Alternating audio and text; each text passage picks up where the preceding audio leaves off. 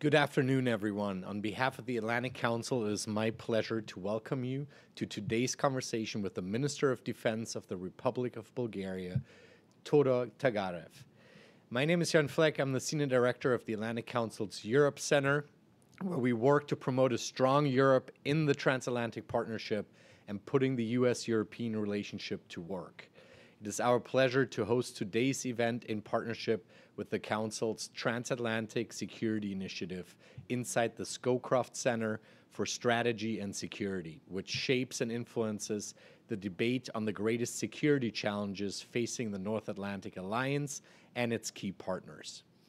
As we look forward to celebrating NATO's 75th anniversary this spring, we're reminded of the Alliance's founding principle that we are stronger together. A commitment Bulgaria realized nearly 20 years ago when it joined NATO. Yet even as we look ahead to these milestone anniversaries, a shadow is cast across the transatlantic alliance as war continues to rage in Europe.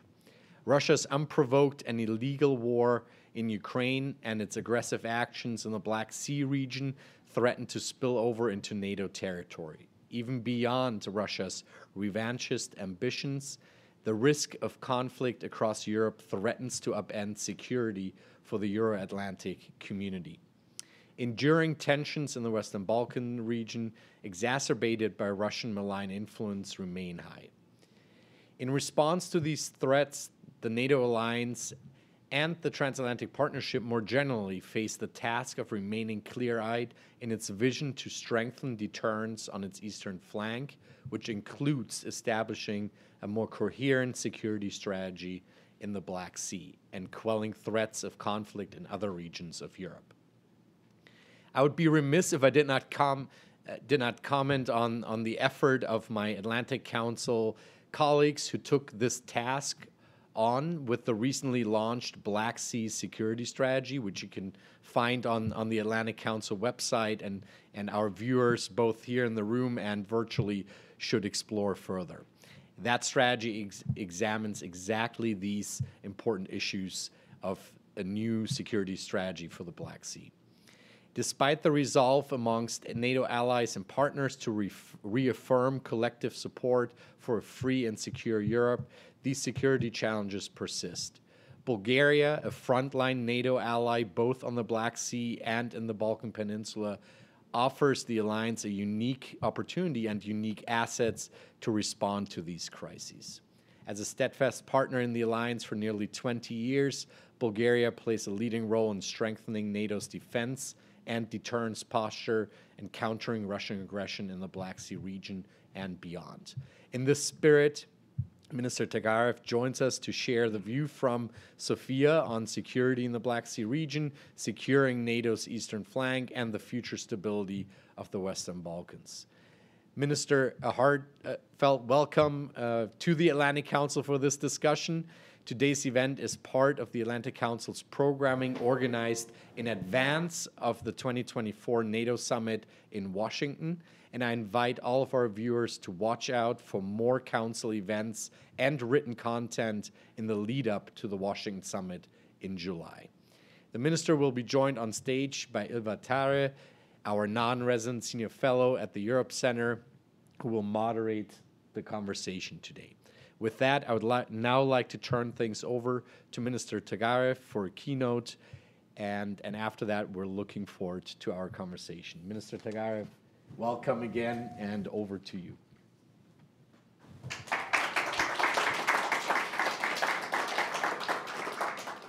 Thank you. Your Excellencies, Admirals, Generals, General Clark, ladies and gentlemen, it is indeed a pleasure and honor to speak to this distinguished audience in the room here and all those that watch us online. In my introductory remarks, I will focus on the major factors that define the security environment in which Bulgaria tries to provide for our own security and defense, and also the ways in which we do that. The security environment is shaped by three main developments. One is Russia's unprovoked aggression against Ukraine. The second one are the developments in the Western Balkans, and the third one is the Middle East. Regarding the war of Russia against Ukraine, it increases enormously the risks for our country, the Western Balkans as well, and the Middle East. It has the potential to increase the risks of illegal migration, which are high anyway. How we are preparing to face those risks and challenges and threats. First is by developing our own defense capabilities. The Bulgarian cabinet follows strictly the program for increasing the defense expenditures of the country, a plan that was adopted already in 2018. And already this year, we'll be exceeding the threshold of 2.05% of the gross domestic product on defense. Furthermore, we see this level of financing not as an objective to be achieved, but as a floor that will be a minimum that will be exceeding in the following years, especially given the payments for major procurement projects.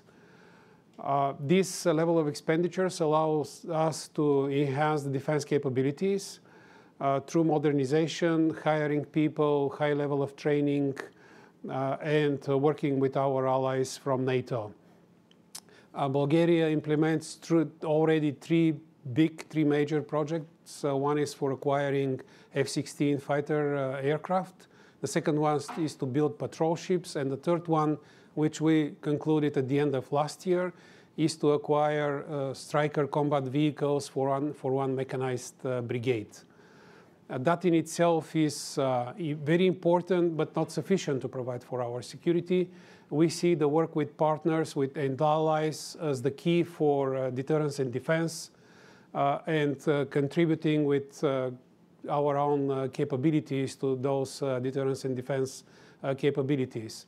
In that respect, Bulgaria hosts a multinational battle group with the potential to be increased to the multinational brigade level battle group of 5,000 or so soldiers. That battle group is led by Italy and has contribution by the United States and 5 more allies. The number of those allies is expected to grow in the near future. Also, we have as an objective to establish a multinational divisional headquarters on our own territory, and also to develop the maritime security center in Varna as a NATO presence on the Black Sea and on our own territory. In that respect, a major objective of our government is to provide the necessary infrastructure, and that includes railroad infrastructure, as well as pipelines that can be used to deliver oil to the refinery, as well as oil products to the troops when that is needed. Of particular importance are the corridors or the road infrastructure that goes from the ports in the Mediterranean towards Bulgaria and then further north to Romania, as well as the corridor from west to east that would allow troop contributing nations to the multinational battle group to move directly personnel and equipment whenever that becomes necessary. Regarding the situation in the Western Balkans, we're contributing significantly to the operations KFOR in Kosovo and Altea in Bosnia and Herzegovina, and plan to continue to do so. Most importantly, what is the topic of the conference is the Black Sea security and the interest of the Atlantic Council. Russia has been blocking maritime traffic for many months now. There are a number of sea mines that present risks to maritime traffic, but also to our own coast. The same for UAVs and missiles. And also, very importantly, Russia has been blocking a good portion of our exclusive economic zone for half a year, starting an exercise, or the so-called exercise, in mid-July all the way till the end of December. How we can face that? Again, working with allies. Our primary measure is the establishment of the Mine Countermeasure Task Force Black Sea between the Republic of Turkey, Romania, and Bulgaria. And the agreement for that will be signed tomorrow in Istanbul by the defense ministers of Turkey and Romania and one of my deputy ministers. The second way to manage that is to invite other allies from non-littoral states to contribute to the work of that mine countermeasures task force within the constraints of the Montreal Convention that limits the entry of warships into the Black Sea, and that is managed by Turkey. Another way to counter those threats is to increase our coastal defense capabilities, and that's one of our main priority projects. And also the presence of allied forces and capabilities to provide for maritime security, whether those are UAVs, patrol aircraft, sharing of intelligence information, liaison officers, or some other ways. I think that's might be sufficient as an entry. Okay. Okay, I will. Thank you. Thank you. Welcome. Thank you for these thoughtful remarks, Minister Tagarev. We really appreciate your insights on these evolving challenges to the transatlantic alliance from Bulgaria's perspective, and about the necessary steps to ensure that NATO's eastern flank, particularly in the Black Sea region that you mentioned, is appropriately protected. Before we start our conversation, I have some housekeeping to do. Quick points. This discussion is on the record. We will have a Q&A session towards the end of this conversation. We encourage our in-person audience and our virtual participants to join the conversation during our question and answer session. There is a microphone standing there for our in-person audience, and for the virtual participant, you should log your questions on askac.org. We also invite you to interact with us on X by following @Atlantic Councils and using our hashtag #StrongerWithAllies, that's for sure. Let's begin. Minister Tagarev, Russia, as you said, weaponizes almost everything: energy, disinformation, malign influence, alongside its military tactics. How can Bulgaria and other European allies counter these critical challenges and build resilience? There's no easy answer to that question, because Russia is building on narratives that have been promoted for, I would say, close to 2 centuries, probably, in the country, in Bulgaria in particular. So whatever Russia is currently doing in terms of propaganda falls on a very fruitful ground from the Russian point of view. So what we need to do in that respect is first to be able to present the history in its real meaning to the Bulgarian people, even, because generation after generation have been taught that Russia is our friend and our liberator, and we need to be internally grateful to it for what it has been done. Although in the history we have often been on different sides in conflict, and also Russia has often been pursuing its own interests to the detriment of the interest of the Bulgarian people. So one thing is to teach the history, is the education. Another thing is to be able to identify disinformation campaigns and propaganda campaigns and find the best possible ways to counter those campaigns. In that respect, we need to be able to follow the propaganda, disinformation campaigns, not only in the traditional media, but also in social networks, including social networks that are appearing new ones day by day, yes, and that are changing their influence. Some new ones are becoming very influential, trying to be able to assess the impact on different groups of the population and find the most suitable narrative to counter that disinformation. How has it been so far, your evaluation? Has it been working with the Bulgarian people? To an extent. To a certain extent. To a certain extent, we succeed to counter that disinformation, but not always. Not always. It's type of conflict that goes on in the information space continuously. It's an evolving challenge. Meanwhile, Russia's full-scale invasion of Ukraine in February 22, I can't believe it's almost 2 years now, ushered in a sea of change for European security, leaving the Black Sea region and NATO's eastern flank more exposed than ever. How has Russia's occupation of Ukraine and presence in the Black Sea impacted concretely Bulgaria's security? One is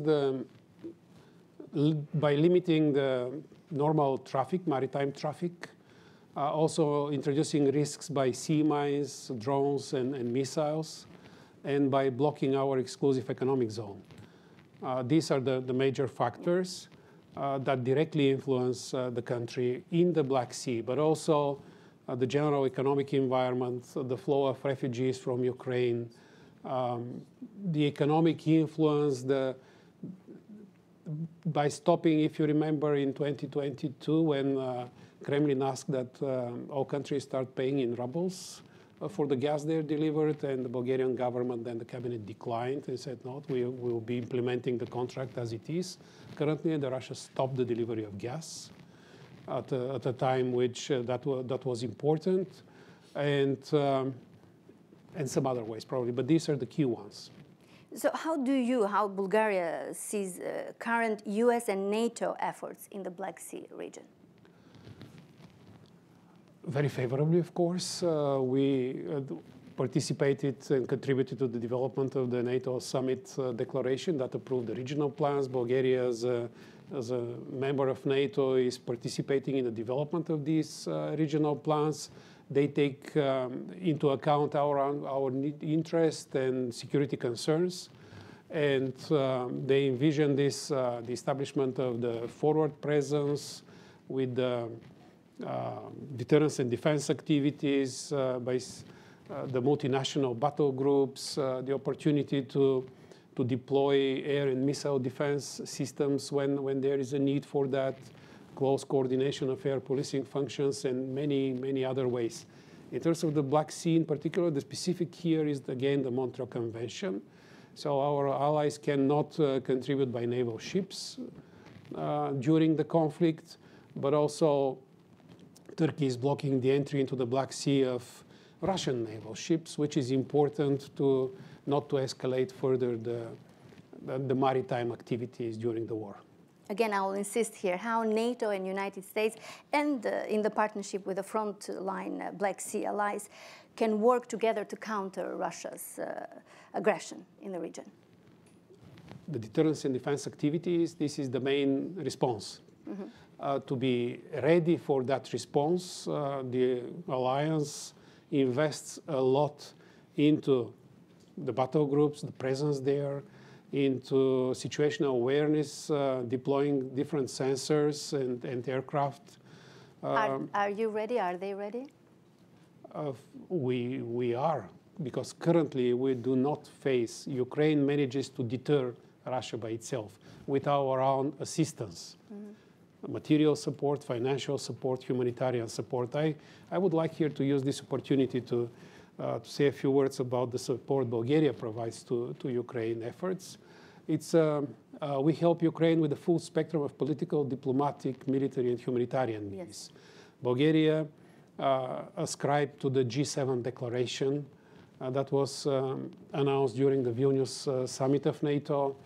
We recognize fully the right of Ukraine to recover its territorial integrity within the borders, its internationally recognized borders. We're providing diplomatic support through to the Zelensky's Formula for Peace, to the Crimea platform. We are also providing military assistance. Actually, what is not known a lot is that Bulgaria provides quite a significant amount of weapons and particularly ammunition. The Bulgarian defense industry has traditionally specialized in the Warsaw times in the production of ammunition, and to the admission of Ukraine's foreign minister, Mr. Kuleba, in the first months of the war, the support by Bulgaria has been crucial to the survival of Ukraine. Very few people know that. In addition to the defense industry, Bulgaria has delivered out of the military stocks, again, a lot of ammunition and material, and all that is particularly useful for Ukraine.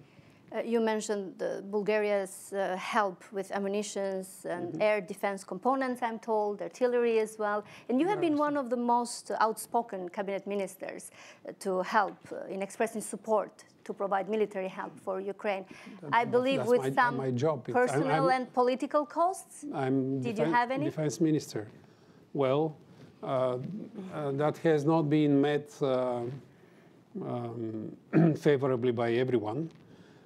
We have a very loud opposition that very often asks for my resignation. I would say there has been a period like almost every day or every other day they ask for my resignation. There was, for the first time in Bulgaria's history, a vote of non-confidence on military matters. At the time when the budget was going, the modernization projects have been launched, the defense capabilities have been enhanced, which is what the opposition does. What fewer people know is that although vocal, the opposition holds about a quarter of the seats in parliament. The policy of the cabinet is very clear, very consistent, and we have a majority of at least 2/3 in parliament that support this type of policy of the country towards the conflict and the support to Ukraine in particular. Again, to Ukraine, recently launched an attack on a Russia warship in the Black Sea. As Ukraine continues to bravely fight for its freedom, the Black Sea may become even more contested security environment. How will Ukraine's actions through a warship attack or potential escalation affect security and Bulgaria's response? I would say favorably. Practically not having a fleet, Ukraine manages to destroy little by little the Russian fleet. The Russians lost so many ships already, including the Novocherkassk. Recently, maybe this is the case to which you refer. That reduces the capabilities of the Russian fleet, but not its desire to use the force to achieve its own objectives.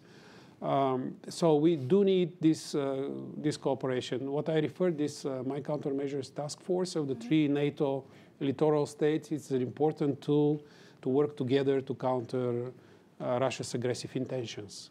And we do rely a lot on that, plus the presence of other allies in ways other than by naval ships in the Black Sea.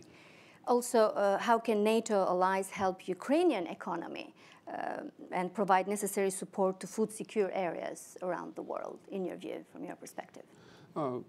For the Ukrainian economy, it's the European Union provides some money, other organizations, other countries provide money to help Ukraine stabilize its budget in these difficult times. In terms of economy generally, it's by first trying to negotiate this grain deal that was active for a while and allowed the export of some millions of tons of grain from Ukrainian ports and storages.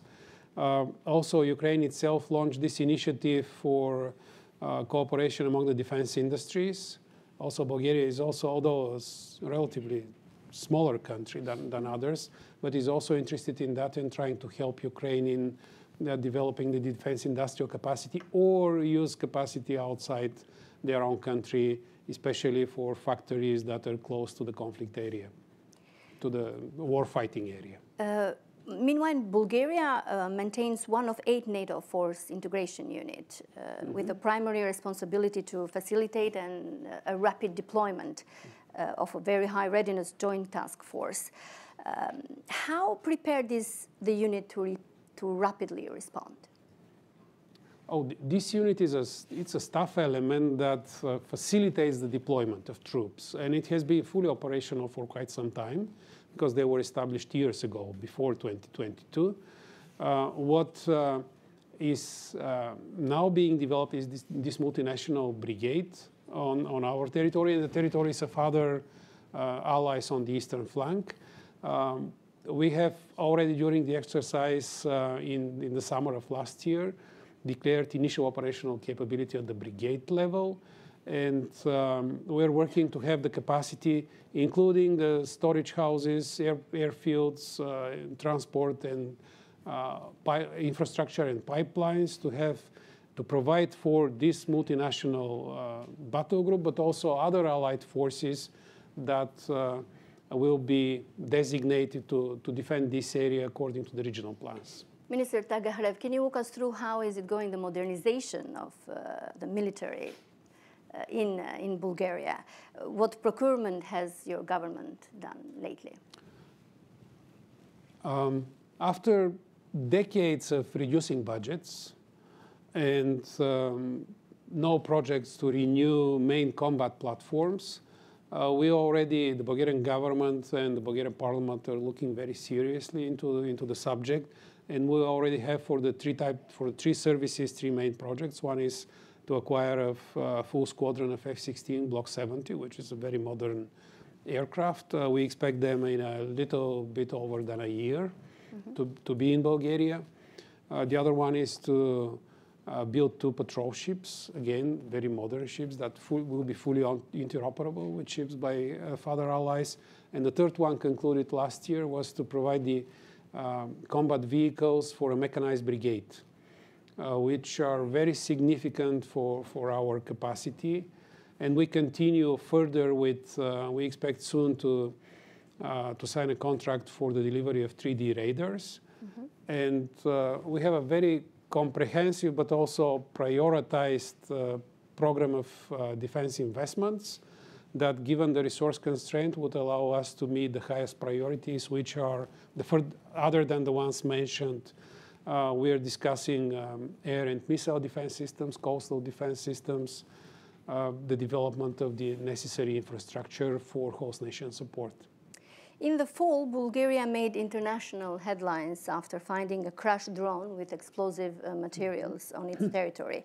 As fighting in Ukraine intensifies, how is Bulgaria prepared to respond in the event of more wartime material landing in its territory? Higher vigilance. We are not so close, but on occasion, as you mentioned, this case with the drone that fell on our territory, sea mines, some other material, we just have the readiness of some of our units at a higher level and readiness to respond to such cases. Okay.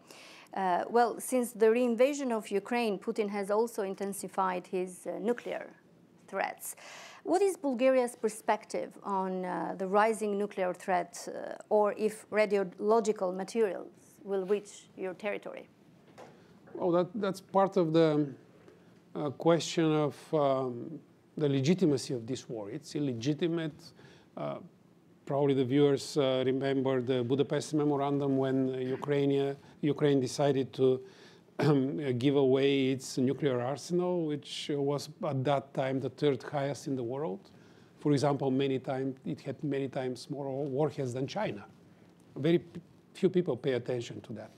And now it's Russia, being a nuclear state, being a permanent member of the Security Council, should not be threatening use of nuclear weapons against a non-nuclear country. But we pay attention to that. We also pay attention to the risks coming from the capture of the Zaporizhzhia nuclear power plant, the biggest one in Europe, by Russia. So we have the readiness to react to a nuclear, whether it's incident or it's a use of nuclear weapons, by preparing the population, keeping some stocks of the necessary material. But generally, we do not expect. We see that more as a propaganda and tool of coercion of Ukraine and some countries that may become more hesitant to support Ukraine. It's more a rhetoric on the Russian side. That's how we see it at the moment. You don't see a serious threat on the nuclear option? Well, it's not pleasant, of course, to listen to former President Medvedev making those threats. But yeah, as we see it, it's more a rhetoric. But we need to be prepared. Also, in September, Bulgaria opened a new defense facility in Sofia to improve its cybersecurity, another weapon, let's say, to security, so to train its military personnel. How do initiatives such as this bolster NATO's deterrence against the sub-threshold Russian threats on the critical infrastructure? It's not only for trainings. What we opened is the Center for monitoring all the networks of the military and to provide for their cybersecurity. The contribution is that the alliance as a whole will be better protected against cyber threats from wherever they come, assumingly at this point of time, from Russia. So we do invest in that. We do invest, we work with the US government, and this particular center was built using FMF sources, and it is quite important for our own security and increasing the security of the alliance. Exactly, increasing the security and also logical preparedness, preposition, stock munitions, and other critical logistical factors. From the Bulgarian perspective, how can the alliance do all this? First, every country needs to do that. Every country that expects to host allied forces on its own territory need to be prepared. Some of that is a national effort with national investment. Other can be covered by NATO programs, such as the NCIP program.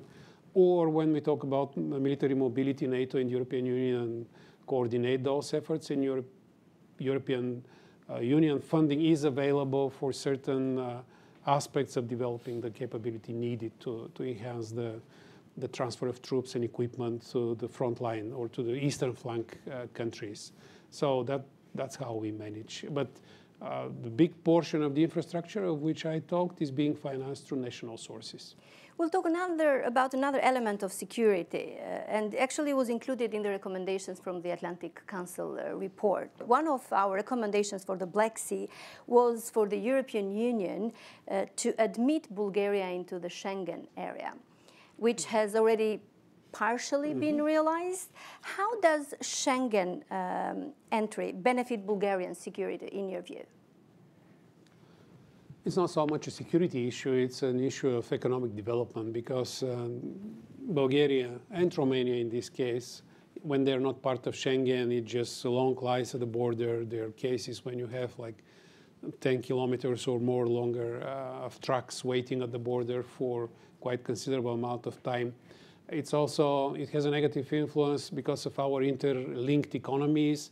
It has an influence to other European Union countries, and I think that is already understood. So now we welcome this decision at the very end of last year to open the Schengen area by air and maritime access for Bulgaria and Romania, and are quite positive that opening the land borders will happen soon as well. When does Bulgaria expect full Schengen access?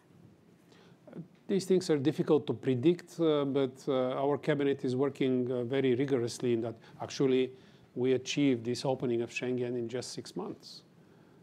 Schengen has been a priority for 15 years, and the breakthrough was made in the 6 months of our own cabinet. Are you hoping for any other we're positive. We're hoping for also getting into the land Schengen by land, as well as the Eurozone. Which in a year from now or so, which will actually make the integration already full, complete integration of Bulgaria and Romania as well. Is the re-establishing Black Sea navigation freedom crucial for stability, in your view, Minister Tagarev? How can Bulgaria achieve this? For us, it's not a significant problem for Bulgaria itself. It's a problem for Ukraine to export. Ukraine is traditionally one of the biggest exporters of grain and grain products and maize, etc., to the world. Many countries in the Middle East, in Africa, rely on the delivery of grain for their food security. If that is not guaranteed, then we may face increased costs of food and then increased migration flow, etc. So it's a complex problem, and we're willing to provide for the export of grain along with our other littoral allies. What is Bulgaria's role in the planned mine clearance operation in the Black Sea, announced in December 2023 with Turkey and Romania? Yeah, actually, we expect the signature of the signing of the document tomorrow in Istanbul. Bulgaria role is such as the role of the other two allies. The Republic of Turkey and Romania will be contributing with mine clearing ships, possibly with some other ships, with the teams, mine clearing teams, etc. So with the center in Varna for managing the operation, will be part of this, the command cell of the whole operation. The commander of the task force will be on a rotational basis, assigned on a rotational basis. So whenever it gets time for Bulgaria to lead the task force, we'll have our naval commander. They're taking command of the task force. So it's on an equal basis. Although we do not have equal maritime capabilities, but the arrangement is very much on an equal basis. And I hope it will function like that, because usually when the implementation starts, the quality is challenged. And one opportunity to strengthen Black Sea security is to develop a trade and economic partnership amongst all the Black Sea countries, indeed, excluding Russia. This would mirror the Three Seas initiatives, of which Bulgaria is already a member. How has the Three Seas initiative, in your view, has enhanced Bulgaria's security? As you mentioned, the Three Seas initiative is focused more on the economic cooperation, but there are other formats as well for cooperation among the countries in the region, although with overlapping coverage of the country. So any opportunity to enhance trade, to enhance investments or mutual investments in one country to the other country, any measure that allows for a growth of the economy has directly security implications, actually improves the security. From the military point of view, the B9 initiative is also very important. So all these initiatives have their positive impact and complement each other, and we look favorably at all of them. We cannot just say, okay, this is the focus, we don't care the other one. It's all complement each other for the better security in the region. Minister, I want to leave some time to the questions that I see are many, so I'll jump to the Western Balkans. From your perspective, what is Bulgaria's role in the Western Balkans in enhancing security and stability? First, we see we share the belief of Europe whole and free. So taking a longer term view, we want to see that all these countries are members of NATO, members of the European Union. In the meantime, and to deal with the immediate challenges and security risks, we make a significant contribution both to KFOR in Kosovo and to the LTO operation in Bosnia and Herzegovina. And also we develop economic relations, diplomatic relations with all these countries, maintain good relations with them. Actually, several of these countries are contributing troop nations to the multinational brigade on our own territory. This is also important, how they contribute to our own security on the eastern flank of NATO. Security cannot be divided, so it's indivisible. Do you have any added concern for your troops, either in Kosovo or in Bosnia? Oh, considering the latest developments? As any operation, military operation, it involves risks.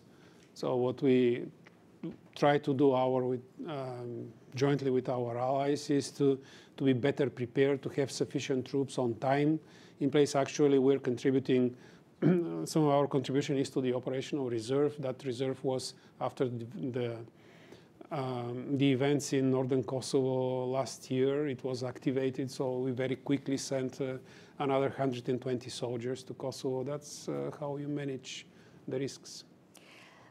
Meanwhile, accession negotiations for the Balkan countries into the European Union are ongoing. And it looks like the EU is showing a sense of urgency in bringing the region closer to the Union. How can Bulgaria best support the region's progress towards EU integration, EU accession, particularly in addressing any remaining bilateral concerns? Bulgaria has shared its experience, as I said earlier, supports the European future of all those countries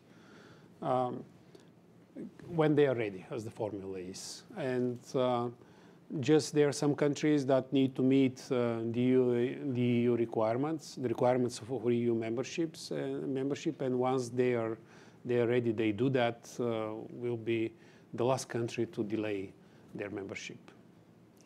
Have relations with North Macedonia and Bulgaria fully stabilized after the 2022 agreement? Let me start with defense. We work perfectly, well together. But also, you know, the internal political dynamics sometimes gets into the way of other issues, of other processes. Our position is, again, when North Macedonia meets the requirements which were established, as you mentioned, in 2022, we'll support immediately their membership in the European Union. Okay, thank you for reinforcing Bulgaria's position. Meanwhile, as the war in Ukraine continues, Russia maintains a vested interest in destabilizing the Western Balkans to distract the West from Russian malign activities. And we have in the region cyber attacks, disinformation campaigns, and other forms of influence. Political interference. That Russia is attempting to create this insecure environment in the region. How is Bulgaria working to strengthen regional security and cooperation in the Western Balkans, Minister Tagarev? It's along the ways we already discussed. One is to giving them clear path to European Union integration. And then in the meantime, to contributing to the peace operations in the Western Balkans and working with allies in NATO for, again, enhancing interoperability and providing for the security of each other. Is there a role for NATO and the EU in countering these activities? You mean Russia's activities? Yes, Russia's activities. Oh, yes.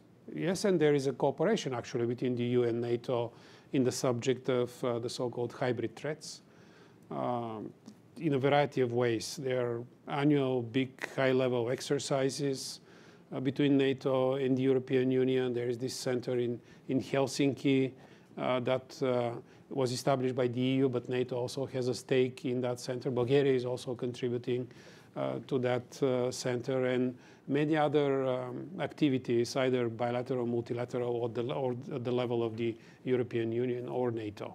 I promise last question from me. Looking ahead, as both NATO celebrates its 75th anniversary and Bulgaria marks its 20th anniversary in April, if I'm not mistaken. Yes. Yes. There's an argument whether it's 29th April or March or 2nd April. Oh, but, that's so Balkan. Let's leave that to That's so Balkan. Okay. Yeah. So what key challenges, what key challenges and opportunities do you foresee in the next 2 decades? I mean, for NATO, for NATO. Well, the reality is such that we do not lack challenges. We do not lack threats. It just the way ahead is increased cooperation, coordination of the development of technologies, the cooperation among defense industries, higher level of interoperability among forces, building the trust of with each other. So whatever the actual challenges come, which is difficult to predict always, that we are better prepared to face them or adapt quickly to those new challenges. Are you ready for some serious question now? This was the easy part. Yeah. Let's check.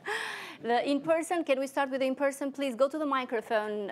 Be mindful of the time that we are left, around 15 minutes. Introduce yourself. Thank you. Good afternoon. Welcome to Washington, D.C., Mr. Minister. My name is Dorin Munteanu. represent the DC Cybersecurity Task Force today, which is a Romanian-American group here, working group on cybersecurity, aimed at building a cyber-resilient transatlantic community with through collaboration and investments in cybersecurity. Just one question for you, please. You mentioned a little bit earlier that tomorrow there will be signed this so-called mine-counting task force between Bulgaria, Romania, and Turkey. Also, in this context, you can continue. He's going to cut me off. In this context, and the context of increased information operations threats and attacks on industrial control systems, are there any similar task force-like efforts between these three Black Sea nations that are currently ongoing or in the planning for protecting cyberspace? Thank you. Thank you. Not in the field of cybersecurity as far as I'm aware, but there are many other fora in which countries in the region and other countries cooperate. Actually, when we discuss cybersecurity, the physical proximity is not as important as when we discuss the security in the Black Sea. So I myself have been part of projects funded by the European Union on developing, enhancing cybersecurity capabilities. NATO also has efforts in that regard. So. I have a question on Black Sea since I'm here, and then I'll go to in-person question. How is climate change impacting on Black Sea and Bulgarian security? And if so, what measures is Bulgaria taking? Bulgaria is part of all the activities on climate change and reducing the risks. Actually, we were willing to host the next COP meeting, or one of the next COP meetings, and our candidature was blocked by Russia, which is climate change is not cannot be tackled by a country alone, even if that country is the United States of America or China. So not to mention Bulgaria, but we are part of the search for proper international response to those challenges. Thank you. We have an in-person question. Hi, sir. Sam Scove, a reporter for Defense One. So it's a bit of a two-part question on the munition question. First, there were media reports back in the summer that Bulgaria was providing 155 NATO standard ammunition to Ukraine. I was wondering if you could confirm that. And then secondly, more broadly speaking, what is the future of Bulgarian munition support for Ukraine? More NATO standard, more Soviet, anything you have to say on that? I'll start with the second one, which is easier. With anything we can. I mean, our Ukrainian friends are happy to get both Soviet standards and NATO standards. They need both. The first one is, yes, there are some companies that claim that they are already producing 155 caliber munitions. I'm not aware of a deal for those munitions directly to Ukraine. Maybe through some intermediaries they may have already exported, but certainly our interest is to go into the NATO standard. And Bulgaria has submitted, Bulgarian companies have submitted a few proposals within the ASAP regulation of the European Union that aims to enhance the industrial capacity for producing ammunitions with focus on 155. So we are making the transition while continuing to produce all the Soviet standards still in demand. In high demand, I can say. Thank you, Minister. I have many questions here. I'm trying to go through what we didn't tackle during our discussion. Can you elaborate? One of the questions says on Bulgaria's plans to enhance energy security, especially as Russia seeks to weaponize energy dependencies in Europe. Absolutely, actually, but again, you don't do that by yourself. For example, when Russia stopped the delivery of gas in 2022, with our allies, we quickly found solutions, including the US, through the delivery of LNG to Bulgaria. One of the aspects is with the oil refinery, which is owned by Lukoil. And initially, we aimed to use the derogation opportunities by EU regulations to the maximum extent. But our parliament decided in mid-December that by January 1st this year, we need to stop selling oil products produced on the basis of oil coming from Russia, whether directly or indirectly. So that has already stopped. And by the end of February, by the end of next month, to stop using Russian oil for the refinery. But in order to do that and provide for continuous supply of all the necessary oil products for the country, we do rely on allies, either for the delivery of oil or eventually, because Lukoil already announced the idea that they might wish to sell the company. We would be interested into some serious and-light investment into that company. Okay, one more question in person. Hi, my name is Mia Baxley. I'm a Scoville Peace Fellow here in Washington, D.C. So I want to look at the other side of the Black Sea, at the South Caucasus, which is becoming more destabilized and vulnerable as time passes. So the region might feel abandoned by the West and by NATO and the European Union, and might turn to other alternatives for support. So what's Bulgaria's perspective of the South Caucasus various crises? And what role would Bulgaria play in facilitating stability if the need arises? Well, I wouldn't necessarily agree that the crisis is escalating there, because after the conflict, the hot phase of the conflict between Armenia and Azerbaijan, now the situation seems to be stabilizing, more or less. I also do not agree with the point that they have been abandoned, because the European Union just invited Georgia to start, to get on the EU path, to start negotiations. And we support those policies. We do not have some special stake into the developments there. Being part of the European Union in that regard, we work together with our allies and in NATO when it comes to Georgia. To a large extent, it is up to the decision, to the independent decisions of those countries. Because Azerbaijan is one case. Armenia, until very recently, relied on Russia and the security formats around Russia, and now is getting away from them. Okay, and Georgia has declared a path to NATO and European Union membership, and when we are eager to and ready, relevant to our capacity to support their endeavors. Thank you. One more question here. You can go to the microphone, please. Meanwhile, I have a question from the virtual audience. When considering Black Sea security, is it possible to ignore Turkey's role as the executor of the Montreux Convention? Absolutely not. Can you give us insights? No, absolutely not. Okay, it's impossible. It's not finished. Yeah. Can you give us insights into your relationship with your Turkish counterparts and how you are working to bring greater security and stability to the Black Sea region, despite the difficulties working around Turkey's interpretation of the Montreux Convention? That's the question. That's not me. I mean, I don't see any appetite to change the Montreux Convention. It is there since 1936, and it will stay there in the foreseeable future. Turkey has I wouldn't say, it has pretty clear role in that regard, and we are taking into account, for whatever solution we are looking at, we're taking into account the constraints of the Montreux Convention. So is it a different interpretation affecting your relationship? Not really. I'm not aware of. I mean, there are some wishful interpretations, but I think Turkey acts very clearly along the lines of the actual convention there. How that affects our relations? Turkey is our neighbor, our ally.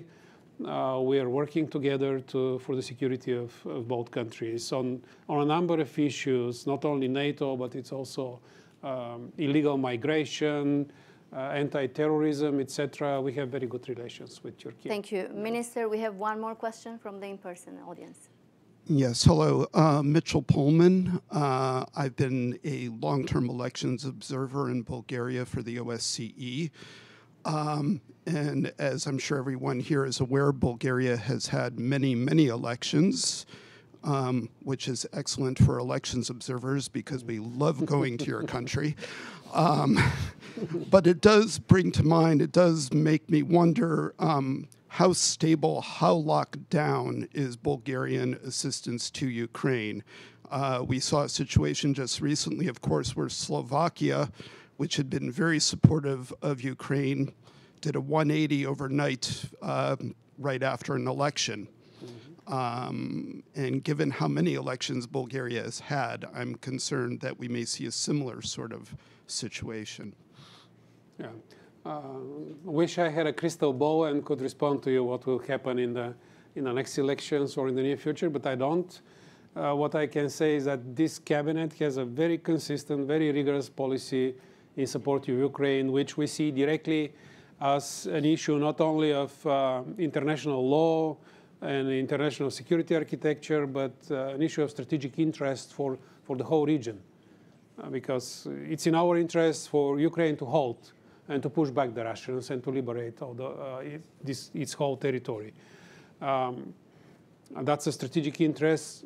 The whole cabinet understands it very well and has a majority, which is roughly 2/3 in parliament, that support that. Whether these political forces that support this type of policy will, because there are some contradictions between them on other issues, while on the issue of Ukraine and NATO, they're very clear. I cannot predict, but when we're discussing options and measures, we take into account the experience of other countries like Slovakia, which you mentioned. So we don't want to scare the Bulgarian citizens.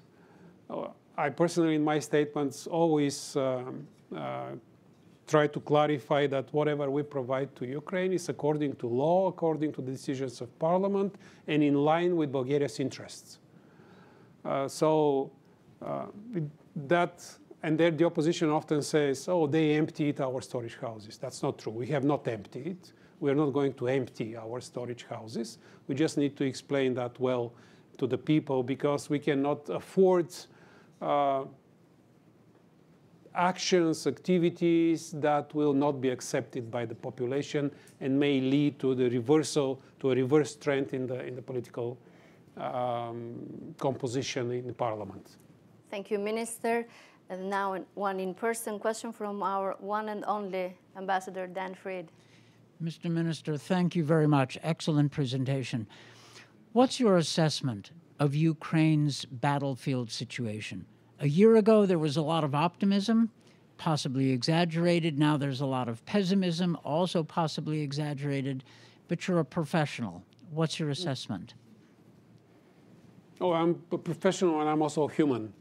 I also hoped that after the quick successes last year, that Ukraine will manage more quickly to liberate its whole territory. But the reality is different. Currently, I don't share the idea that Russia has reversed the trend. They have not.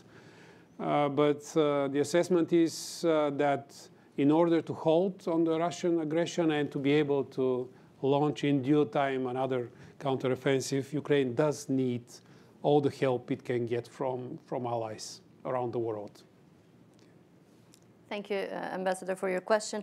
Thank you, Minister Tagarev, for this discussion and your insightful perspectives. On behalf of the Atlantic Council and our audience, I would like to extend our heartfelt thanks to the Embassy of Bulgaria in Washington, D.C. for their invaluable support.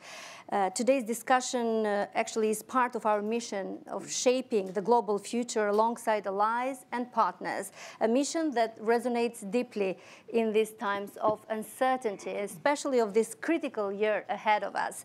It has been an honor moderating this event, and I encourage all of you to stay engaged with Atlantic Council and the Transatlantic Security Initiative, particularly as we gear up for the 2024 NATO summit in July. Let's continue building bridges and strengthening our allies. Thank you. Thank you for the opportunity.